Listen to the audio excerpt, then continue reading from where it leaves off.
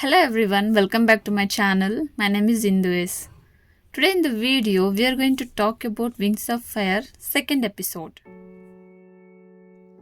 The high priest of Rameshwaram temple, Pakshi Lakshmana Shastri, was a very close friend of my father's.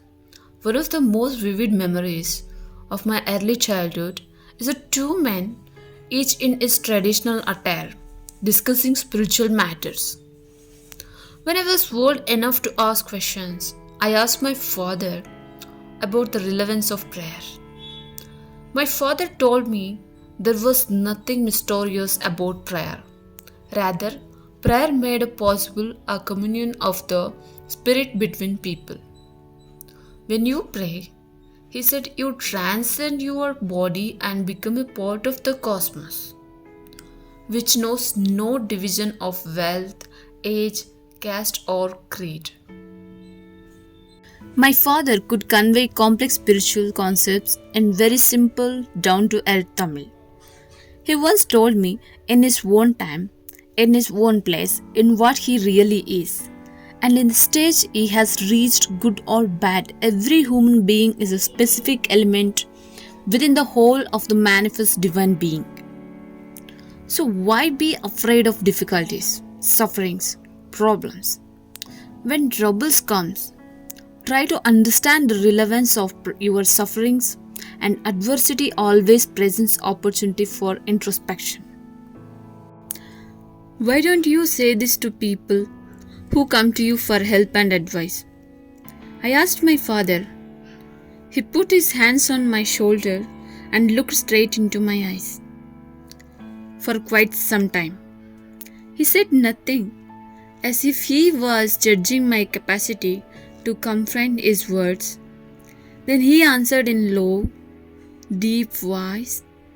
His answer filled me with a strange energy and enthusiasm.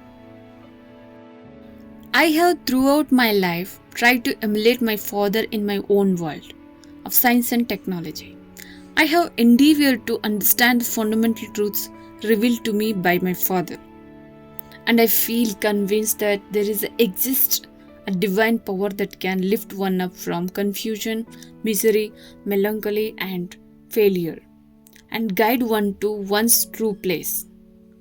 And once an individual suffers his emotional and physical bondage, he is on the road to freedom, happiness, and peace of mind. I was about 6 years old when my father embarked on the project of building a wooden sailboat to take pilgrims from Rameshwaram to Dhanushkodi and back. He worked at building the boat on the seashore with the help of relative Ahmad Jalaluddin, who later married my sister Johara.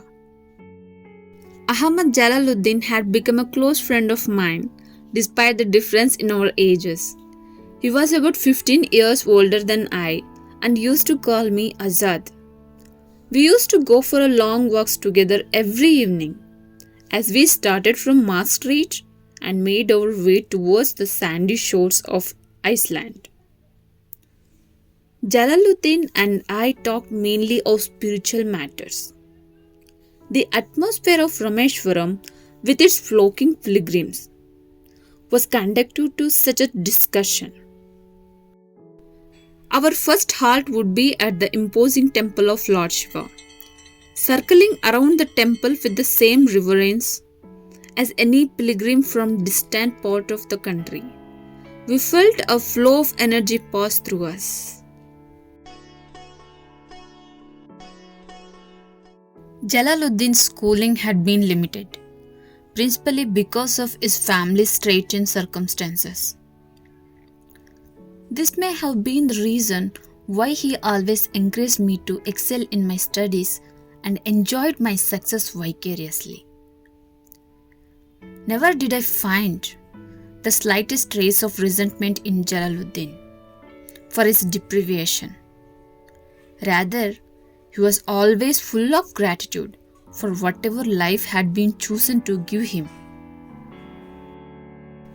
Incidentally, at the time I speak of, he was the only person on the entire Iceland who could write English. He wrote letters for almost anybody in need. be the letters of application or otherwise. Another person who greatly influenced my boyhood was my first cousin, Samshuddin. He was the sole distributor for newspapers in Rameshwaram. The newspaper would arrive at Rameshwaram station by the morning train from Pamban. Samshuddin's newspaper agency was a one-man organization catering to the reading demands of the 1,000-strong literate population of Rameshwaram town. The Second World War broke out in 1939.